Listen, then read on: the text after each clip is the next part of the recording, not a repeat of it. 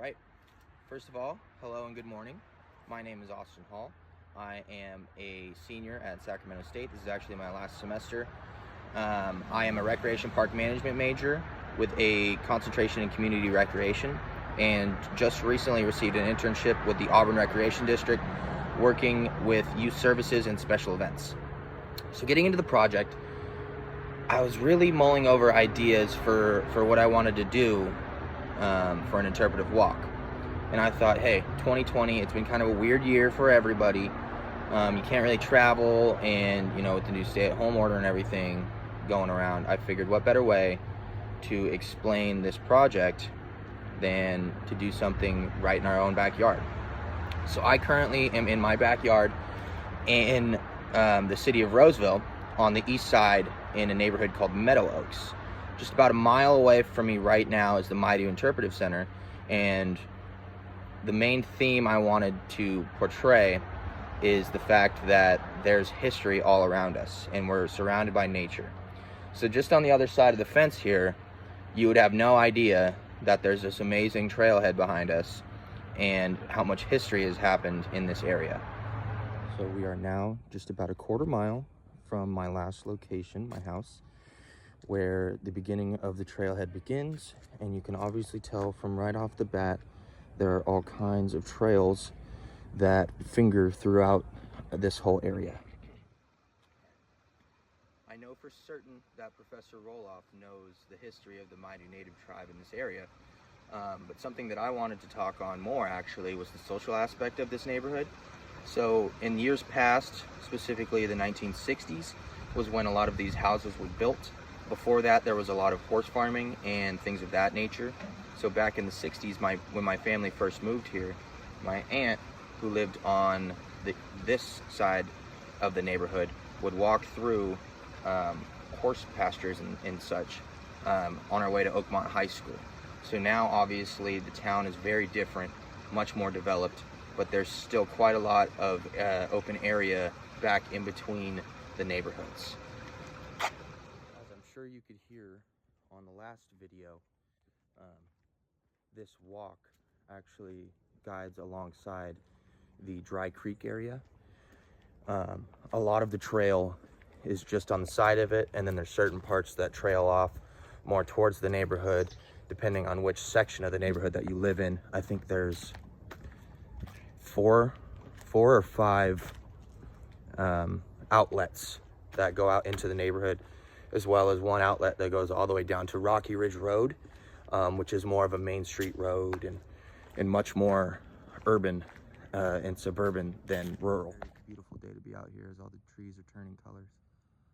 One interesting fact about this area is this school here was built in the 1950s and has been running ever since. It's actually now part of the middle school, which is connected just through this field. Something about this area is it's susceptible to flooding.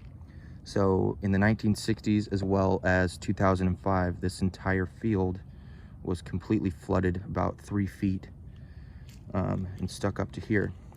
So in the 1950s, they built this flood barrier because all of the houses just behind were getting water damage. So this flood barrier has been up for years.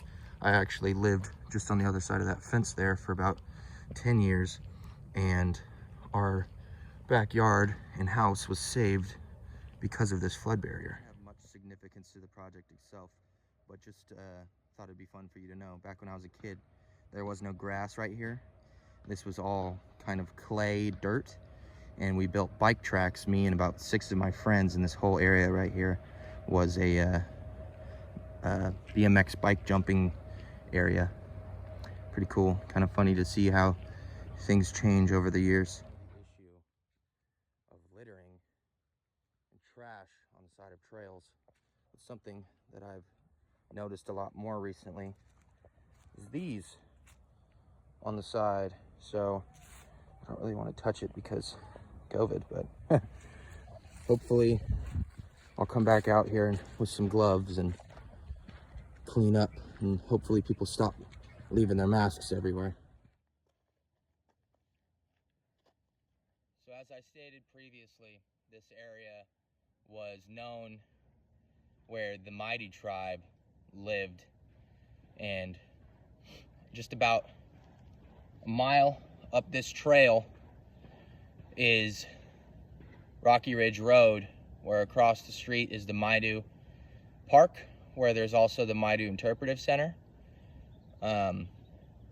In the center, they speak a lot about, how the people lived in the area, what they ate, how they hunted and gathered, as well as how they lived and the tools they made and all things of that nature. So a lot of rich history in this area. So throughout this interpretive walk, we've learned about the Maidu tribe. We've learned about the history of the area. We've learned that even when you feel like you're in the middle of a town, even just a quarter mile down the road, you can be completely immersed in nature and the importance of it. So if you take anything from this project, please just know that there's history and nature all around us, and it's imperative that we keep this area as it is. We keep it clean, and hopefully our grandchildren and our grandchildren's children will be able to enjoy it just the same way we did. So I'm gonna go ahead and finish this walk out and enjoy the rest of the day. I hope you all have a great winter break. Stay safe, and hopefully we beat this thing. So all right, thank you again. My name is Austin Hall, and I'm gonna go finish this walk.